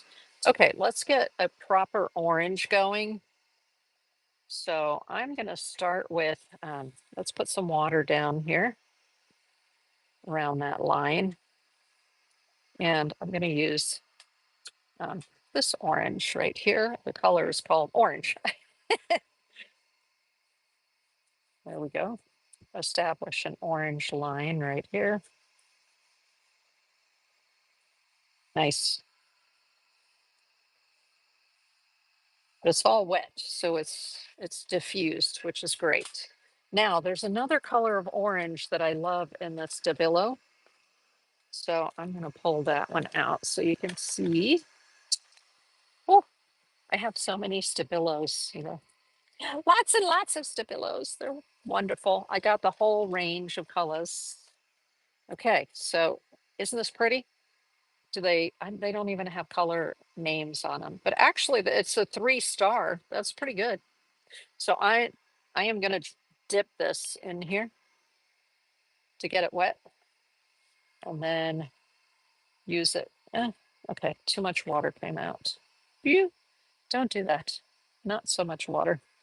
And I'm gonna sort of bring it here because it's a little lighter than that other, it's a little peachier than that other orange. There we go. Nice. And then I'm gonna use a small brush because I want to blend those, and I find it's easier to sort of blend them when you're using a smaller brush than one of those big honking brushes. Okay, so we're just sort of blending these together a little bit. So I don't know whether I like it as a line or whether I'm gonna want to, okay. That's why I turn it around, because it actually is not straight. This is a handmade good, so it doesn't matter if it's perfect, right? Perfection, we are not going for perfection. We are having fun. That's a little bit better. I have to bring it down just a little bit more while I still have it on my brush there. Lovely, lovely. It's looking good. Looking good. I like where it's going. Okay, nice orange. Now let's do it a little bit. We're going to start going into the pinks. So this is the scarlet. So I'm going to just put a little bit of the scarlet in here so that we can start on the pink, but bring this up into the pinks. Lovely. And then small brush with this one. And blend it out, blend it out, blend it out. You don't have to blend it out if you don't want to. If you leave it, you're going to have lots of little marks from the crayon going over the texture. Okay, now what I'm going to do is I'm going to just go in between these and sort of blend them together. Nice. Okay, that was fun. Lovely, lovely, lovely. Now I'm noticing that this has dried out. So I actually want to, let's take the big brush, but I've got extra clean water here. So things are not moving as nicely as I want them to. So I'm re-wetting it. It dried. So it just depends on how long it takes, what you're doing on the bottom there, whether it's going to dry on you or not. Okay, there we go. More moisture. You want lots of moisture. All right, cool. And then I'm going to take the paper towel again, and I don't want it to be soppy, but I do want there to be some moisture. Okay, cool. And Flower Gazer, are you working on your second one now? I'm curious if you're also working on a second one. Okay, nice. I like where it's going. Let's grab this. I like, it's a little, this one, which is the quill, is a little looser brush. This one's a little stiffer. So yes, nice. Okay, cool, cool, cool, cool. Now let's go ahead and put, start into our pinks again. I'm going to, do I want this one yet? I don't think I want that one yet. The core, I think I want to go with something more pink. Ooh, look at that. I have a pink here. The one that's here is a little, see how this one is like darker, right? This one is more pastel. So I'm going to go with the one that's more pastel. And let's put down some water right there. So we're just going to get the pinks going. So let's start, put that right in the water. So I'm just drawing on some pink here. Starting with the pink. Nice. I have another one of the beam paints that's kind of a, it's almost like an, well, it's what they call their gouache here. And it's this one.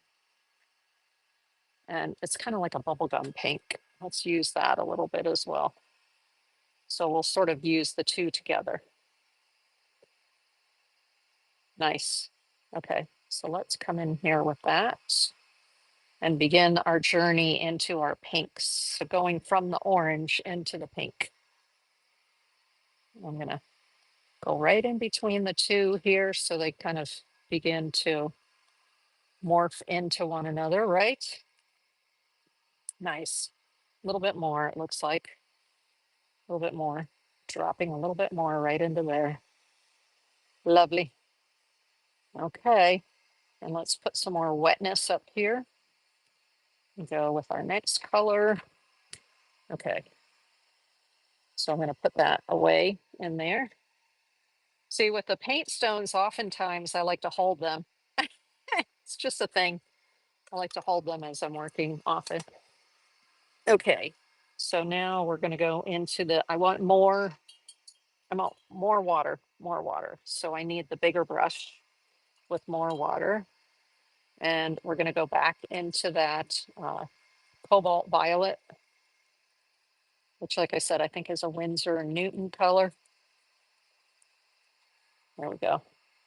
Yee! Okay, lovely. Lovely, lovely, lovely.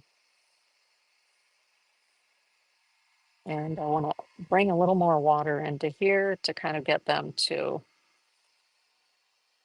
blend, right? It's so soft, so soft. The colors are just so soft together. Okay, now I want to go a little more crazy and in your face. So I'm going to use this the core magenta, quinacridone magenta. Oh yeah. Oh my goodness. Here we go, y'all. Oh yes. Lovely. Lovely, lovely, lovely. I'm actually going to bring it all the way up because I'm going to put some of the rose gold up there. So now let's add a little bit more water and see if we can encourage it to sort of go down and begin blending, right? A little more. Ah, now it's blending a lot. Wow. All right, y'all. Let's try that again. A little bit more of this. It came a little too much water got in there, right? So I'm going to drop this back in there again and then let it do its thing. Okay. Is it going to? Yes, it's just beginning now. Yee. Just lots of water. Play, let it diffuse, have some fun with it. And this one right here is just needs a little bit more help.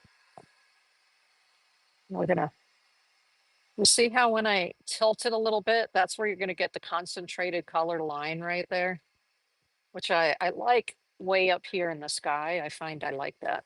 Okay, and then at the very top, I'm gonna pop in the rose gold. So here I've got rose gold, and I still have a little bit of pink on my brush from the other layers I was working on. Rose gold, highly recommend. I will put a link to Bean Paints in the description of the video on YouTube. There we go.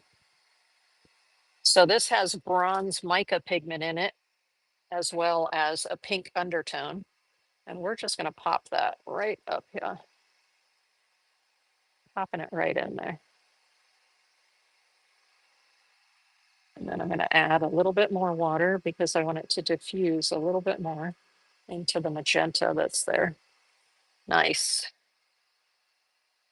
Phew. I just turned the brush because you have color all over your brush. So turn your brush. Nice. So now I'm going to have some gold up there. And if you'll notice here, it's hard to see.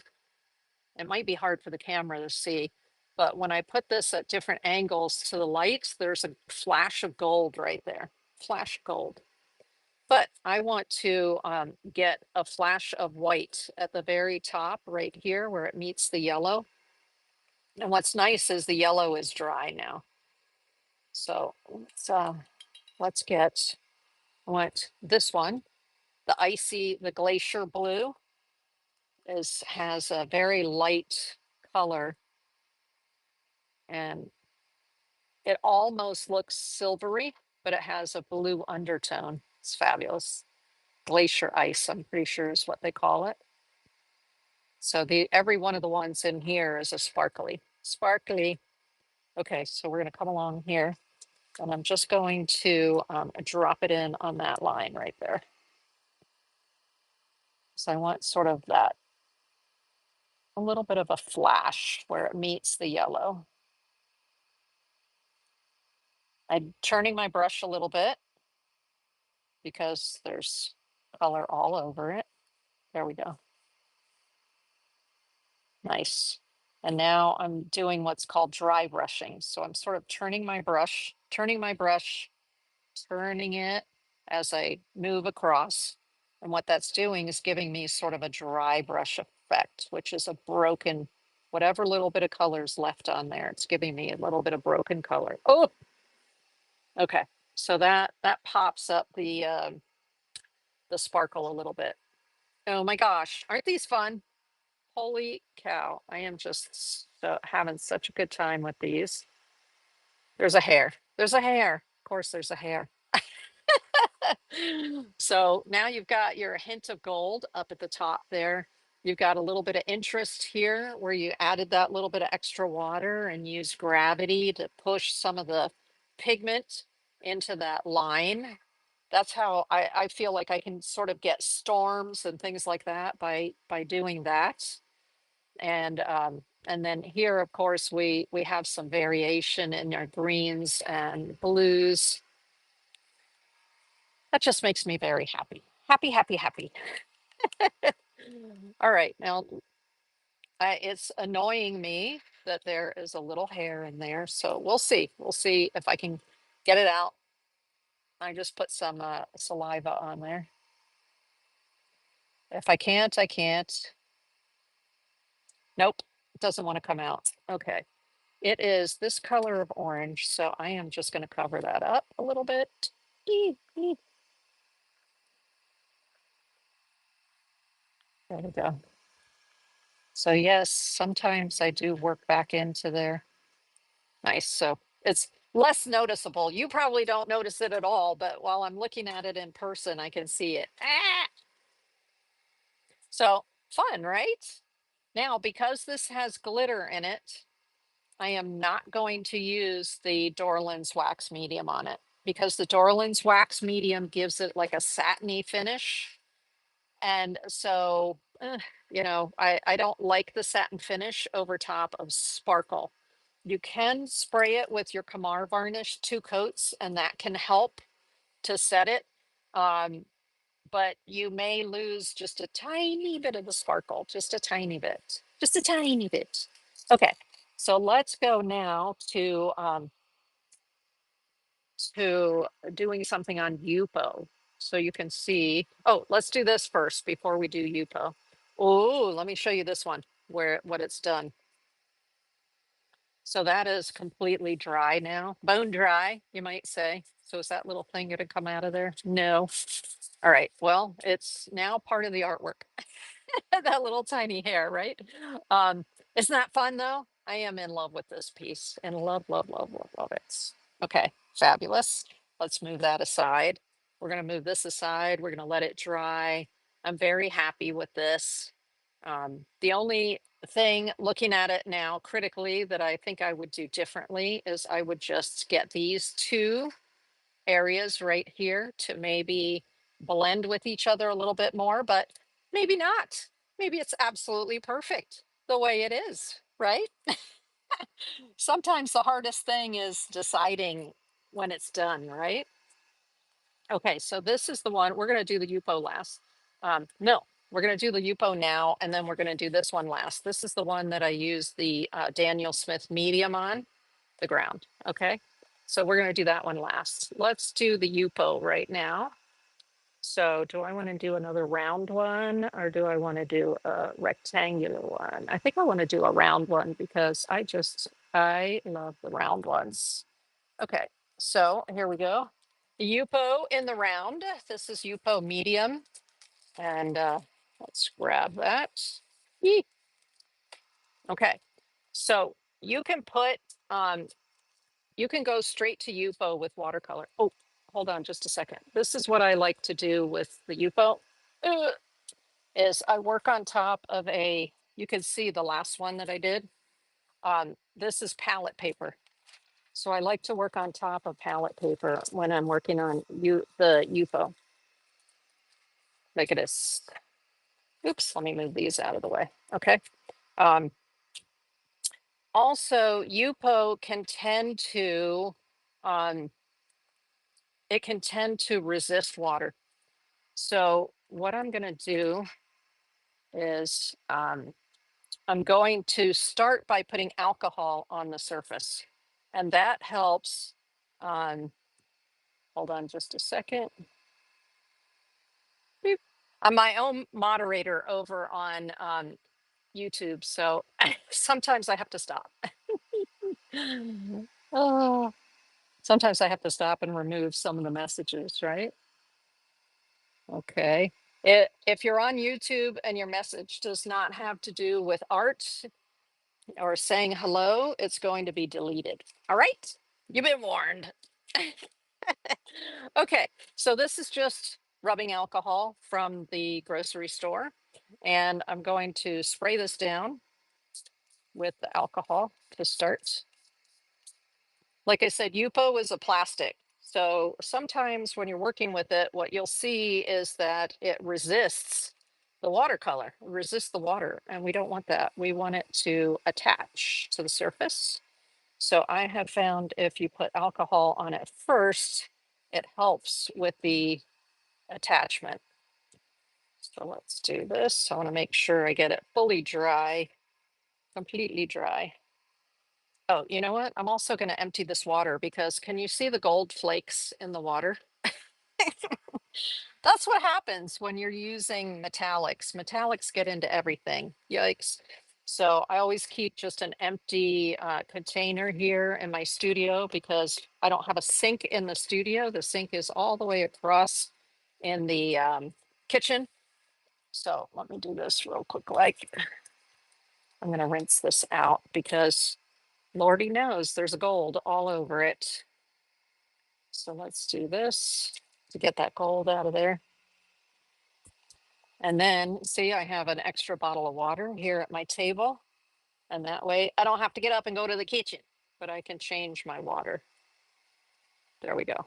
And that got rid of most of the, it's hard to get rid of all the glitter, right?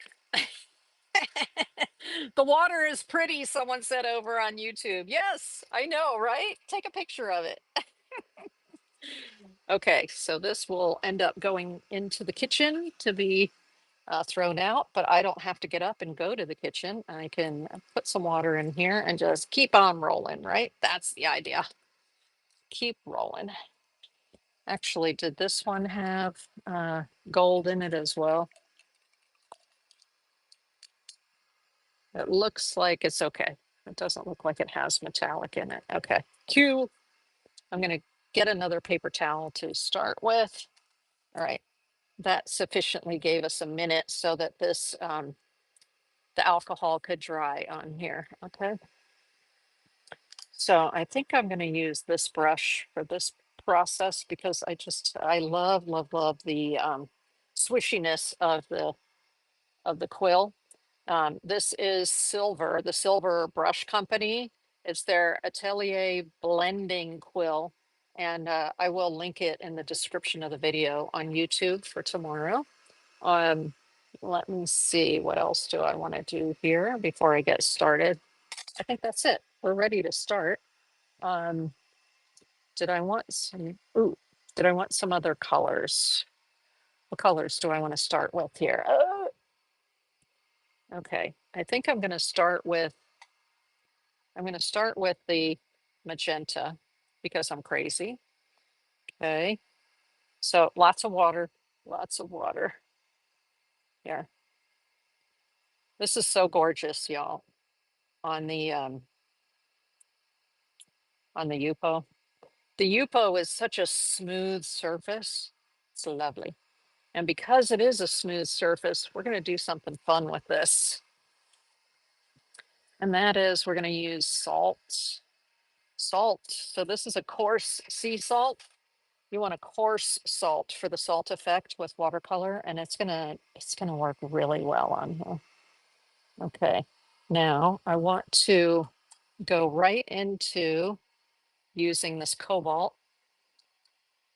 It gives this sort of a purple color when I mix the cobalt with it. So that's like heathery purple. Okay. Ooh, see, there was a lot of color in the brush, but it did. What you're going to find with the Yupo is the color comes out a little bit more faded. So you have to go a little bit darker. Let's grab a little bit more of this. There we go. Now you're talking. A little less water, a little more color, right? Now you've got some interesting bleed. Now the interest is starting. Okay. And there's another color that I really like from Core. It is called Cobalt Teal. So let's put this on here. I just have my little pan. These are what they call butcher dishes or enamel dishes. I will have a link to them in the description of the video. So again, this is Core, and it's mixing a little bit with the magenta. Let's put that on there. Oh yeah, very interesting. Okay, cool. Now I want to drop some other colors in with that. I want to drop a blue in. So let me grab, this is a Peacock Blue by Holbein over here. So let's drop some of the peacock blue in and just sort of see what happens there. Interesting. Okay, and in this area, I want to put a little bit of salt. So just a little bit. You see how they're kind of chunky, crystally like? It's better to use the chunky salt than it is to use the like the salt that you would put on the table. I think it gives a more interesting effect to have the chunky salt. Okay, there we go. A little bit of chunky salt on there so you can see what the effect of that is going to be. And then next, let's go with a, oh, maybe I want to get this. Do you see how I'm basically in love with this cobalt, cobalt violet from Winsor Newton? Yeah, there's a little piece of salt right there. All right. Yeah, lovely. But we have to get more purpley now. So more purple. The Yupo just does some very interesting things with the way that it handles the colors. Okay, more pigment, more pigment. This is why I feel like for this technique, you're almost better off taking the pigment out of a tube like I did here, because the tube is more, the tube is just more concentrated. Okay, so let's see. I have another blue here, ultramarine blue. Let's take some of that. Oh, and maybe I want to use something a little bit lighter right in here. I actually want to put some teal in there. See if I can get enough color up of this teal. The color I'm grabbing right now is from the Christy Rice set. And I'm just going to drop it in right here. There we go. That's kind of fun. All right. And then I have a little more, a different kind of teal here. This is the core teal. There we go.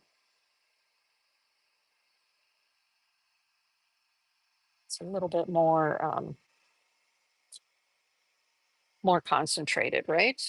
That was out of the tube. That was the teal out of the tube. So the teal from here, because it's in a pan and it's already dry, it's just, it doesn't give as much punch in the color. So I had to grab some of the tube core teal here in order to get the right density of color on there.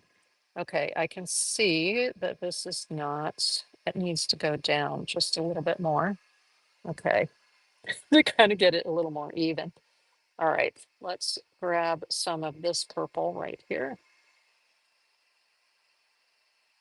and see how dark it is. Okay, okay, it's kind of giving, not really giving.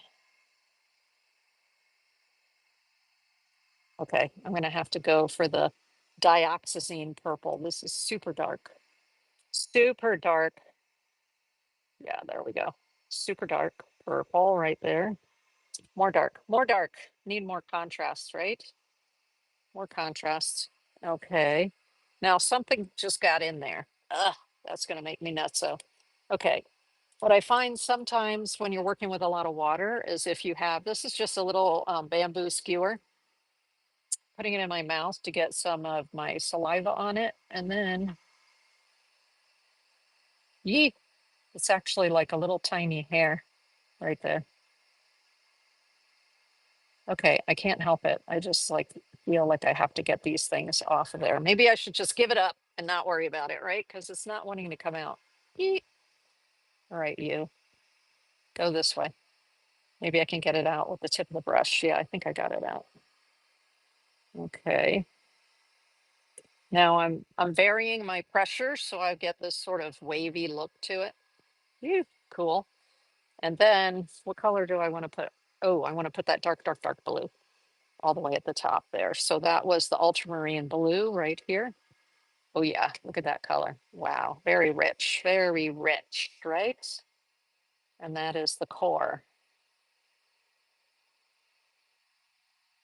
Lovely. All right, cool, cool. Oh, y'all, it is so interesting what this paint does. Let me show you as it's drying what it's doing here. You see the cobalt right there? How cobalt is a granulating color. So that means it has little the grains of the color are a little bit larger, and so it's separating out. Now this, where I had the light purple, is not really doing a whole lot, is it? Let's try it again. Try it again. I probably need it out of a tube instead of having it dry in here, but let's try. Let's drop it in. There we go. Got a little more color this time. Is that helping? Yeah, that's actually kind of interesting, isn't it? Okay, okay. I'm liking where it's going. I like where it's going. The interesting thing I find when you're working in the round, oftentimes, is that even though I kind of made this the bottom and that the top, that I'm seeing that I can probably do this just as easily and go in that direction. So that's the interesting thing about working with a round, right? And someone said, "What are you drawing over on YouTube?" And we are doing what I call diffused landscapes, abstract landscapes in watercolor. Okay, we're going to set that one aside to dry because I want to be able to show it to you when we're finished. So this is the panel that it's like a paper cardboard panel, but it came already with gesso on the surface. And what I did is the gesso, which is a primer for painting. This is gesso. Gesso is a plastic, it's acrylic paint. And so, yes, it primes the background, but then it makes it repel water, and which is perfect for when you're acrylic painting, but when you are painting with watercolor, that doesn't work so much for you. So what I had to do was put 2 coats of the Daniel Smith transparent watercolor ground on there. So if maybe I had put acrylic paint on here and it was pink or it was blue or it was orange, I could then come on with this transparent watercolor ground, put 2 or 3 coats on it, and then now it's ready for watercolor. Isn't that cool? So cool. Okay, I'm gonna do it this way. This one happens to be a square, which is interesting. Oh, and look at my water. Oh my goodness. Okay, we're gonna have to pour this out because this is like ridiculous, but in a good way. It has all that purple and blue in it. Very placid colors. Someone said over on YouTube for the last one that I just did. Yes, yes. The idea is to just the name of the class is Dreamy Landscapes in Watercolor.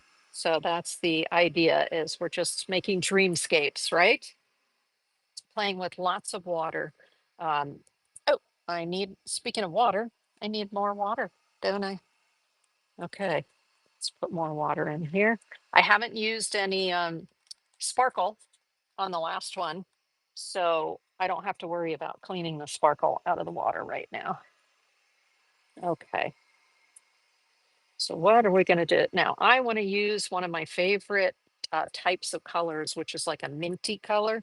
You see this right here, kind of a mint green. So we're going to incorporate that into this one. I'm going to start with a little bit of drama on the bottom here. So I want to use the Cascade green here, which is a little bit darker. Let's do some, oh, I didn't put any water on here yet, did I? Let's use the 2-incher so we can get this done really fast. This is a what's called a mottler brush, or some people call it a spangler brush.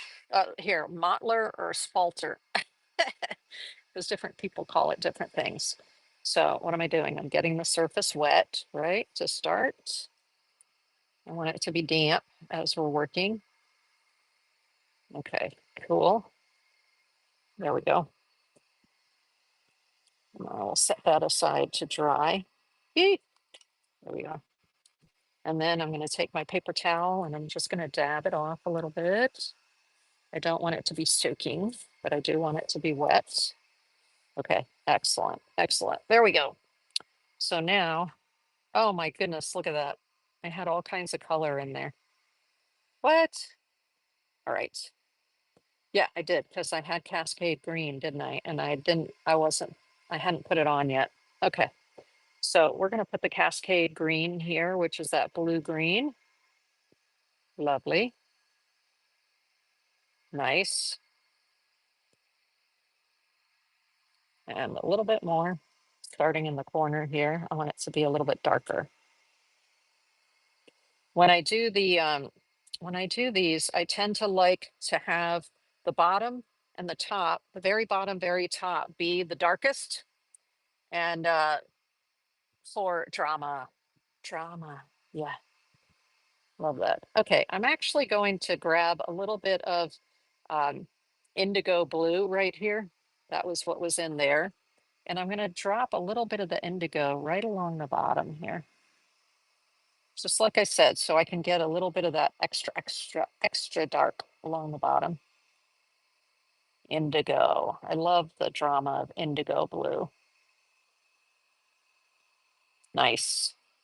And if at this point I lift it up like this, oops, if I lift it up like this, then it should give me some interesting bleed, right? Don't bleed too much. Okay, there we go. Well, so much for that. I just put a whole bunch in there. That's all right. It's all good. It's all good. All right, here we go. I like where it's going. I do like where it's going. Now, I want to um, bring just some water across here. And I'm going to go with this emerald green again. Let's bring some emerald green across here. And then I'm going to throw a little bit of a blue in there as well. So you don't have to use just the color. Again, this is the Neo Color 2 water soluble crayon. I have this gorgeous sort of blue here. I'm also going to throw some of that in there. What is this color called? Cobalt blue. Lovely.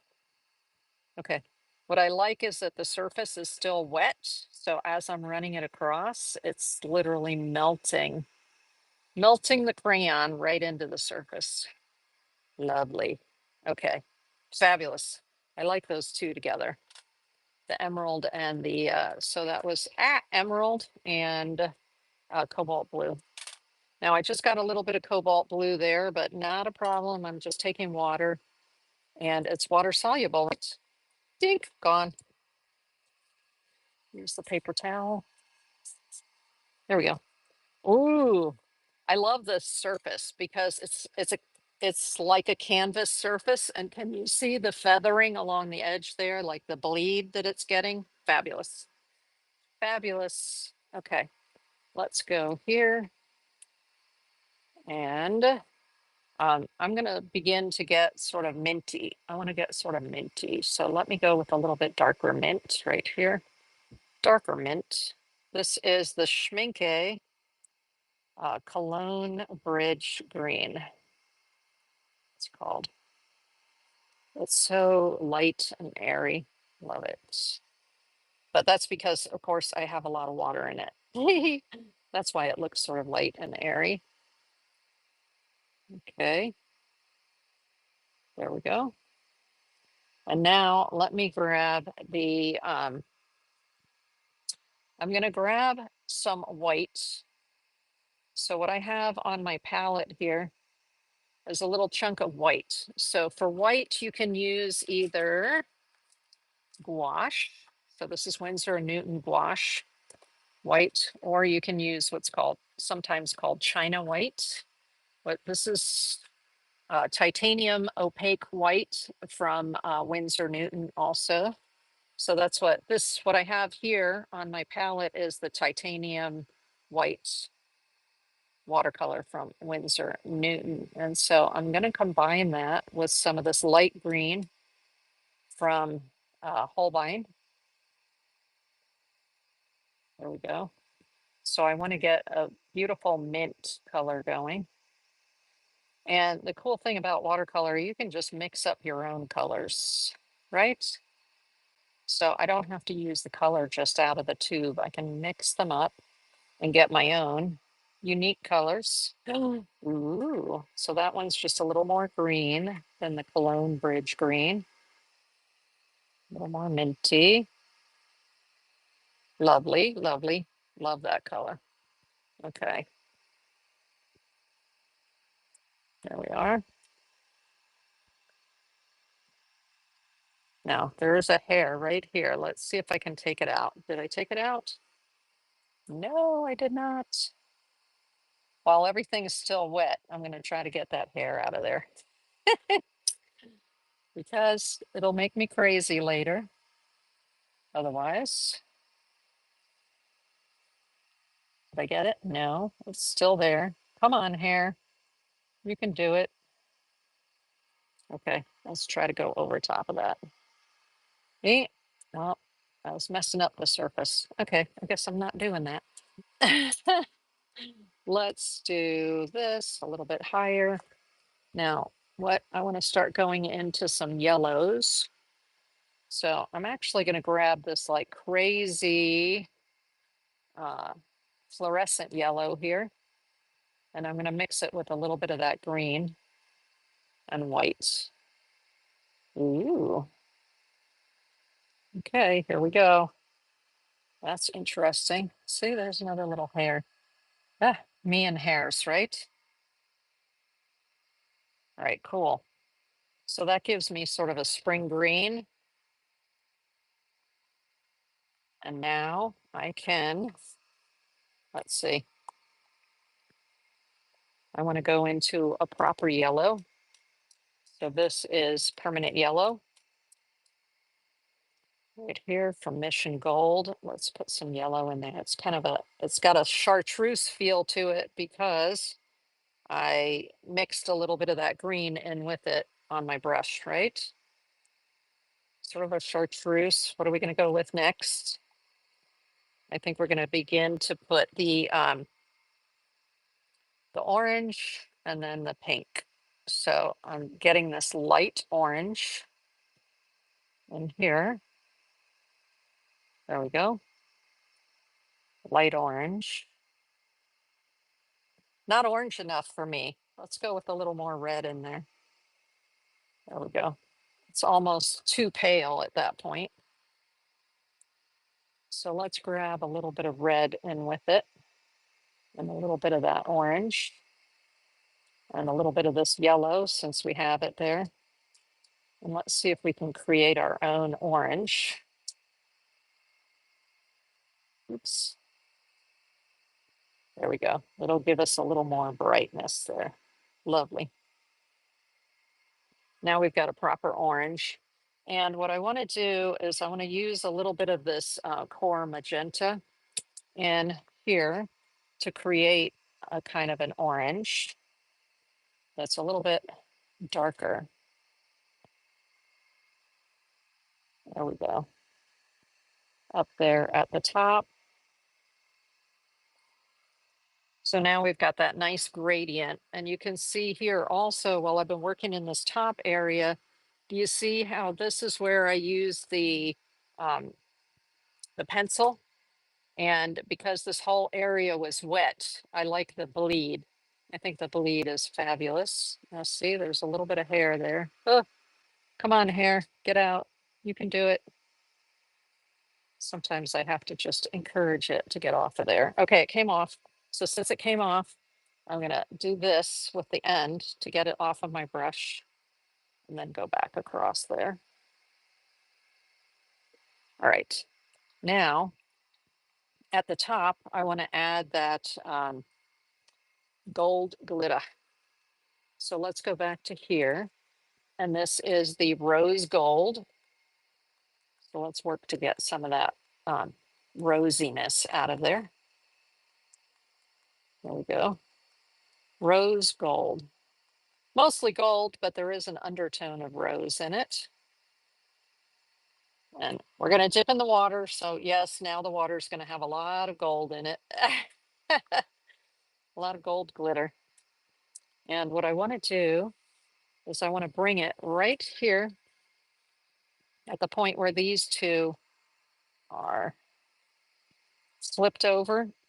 Start on the other side, right? So we do a little from one side and a little from the other side. And the reason I did that is I want it to spread a little bit down and a little bit up, right? With the gold. Let's do this and bring a little bit more across here so I can get a little more activity there. Nice. Okay, now I touched the bottom here where it was still wet, so I need to fix that just a little bit, and that was this dark blue. So I'm just going to bring that in and make sure that it's nice and dark all the way across there. Right, so I was able to repair where I stuck my finger in it. Let's put just a little bit more here. Yeet. Nice. I like the drama of the dark blue on the bottom there. Okay.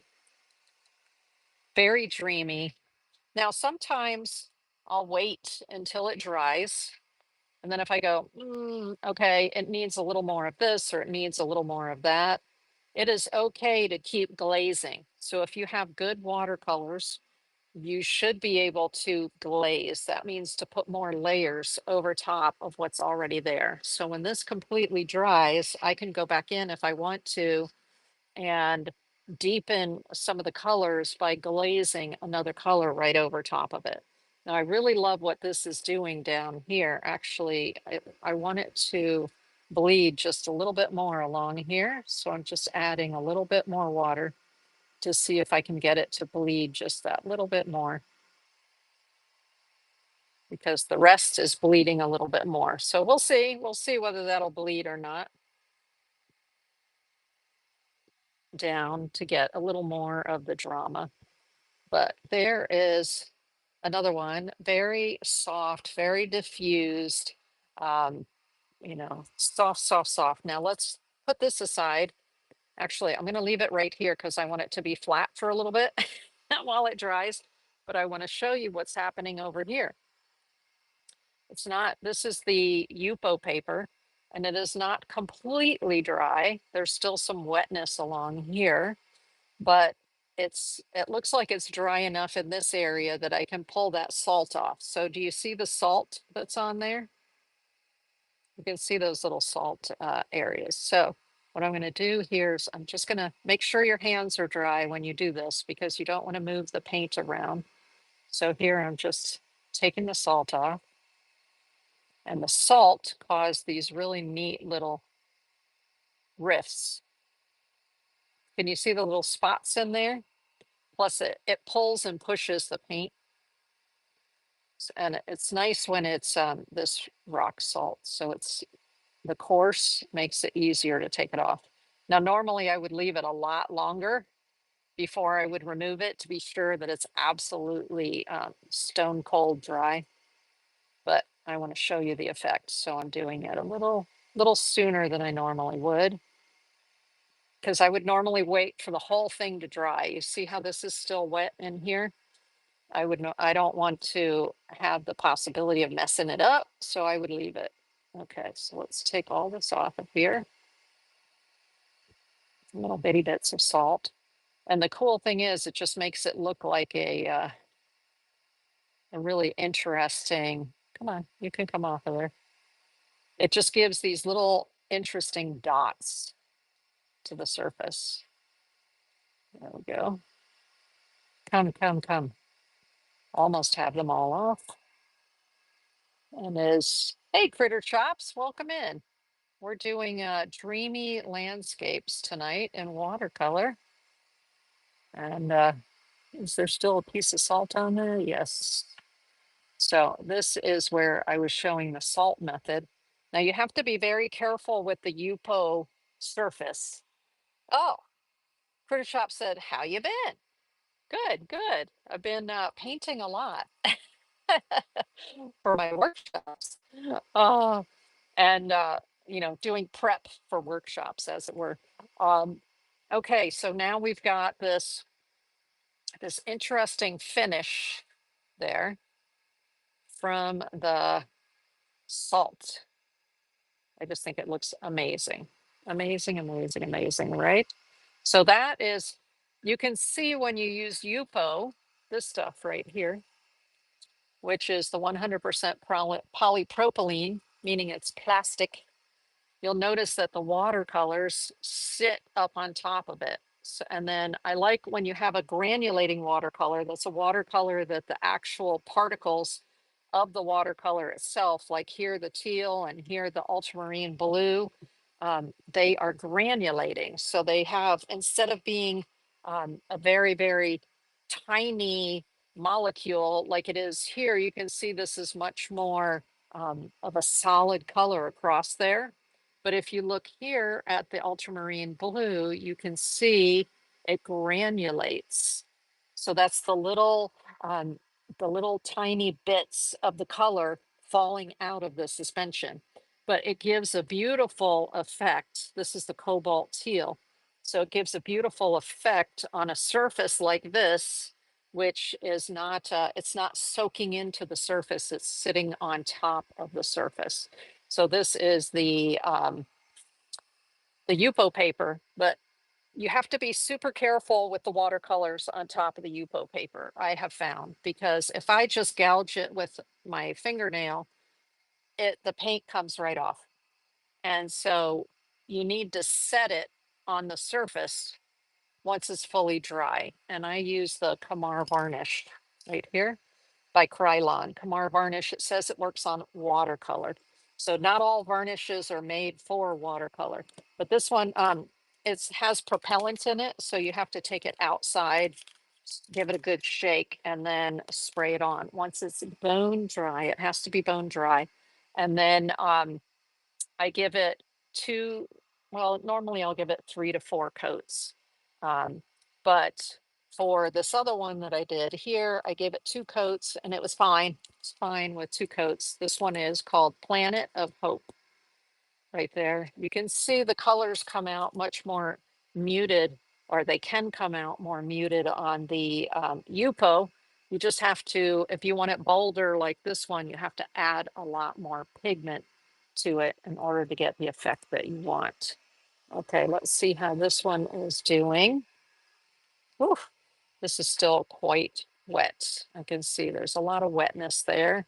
And the gold is diffusing up here nicely. It just gives, to me, these are just very calming. This type of dreamy landscape, super calming. You know, you put it in a frame and it just makes you smile to look at them, right? Let's see how the other ones are going that we did earlier. If you weren't here, Critter Chops, we also worked on a, this is called an aqua board by Ampersand. And it's a MDF with, it has like a primed surface, but it's primed for watercolor. Isn't that cool?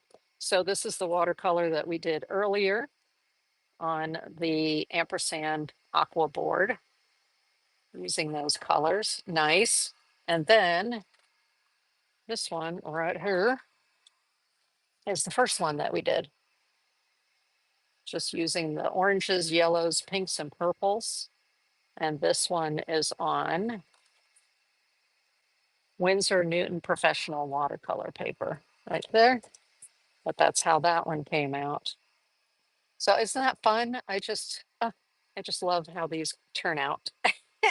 I can sit here all day and just make these diffused watercolors. It's crazy. It's crazy, crazy, crazy. All right. So that is it for the workshop. And I appreciate you stopping in or coming by and staying for the workshop.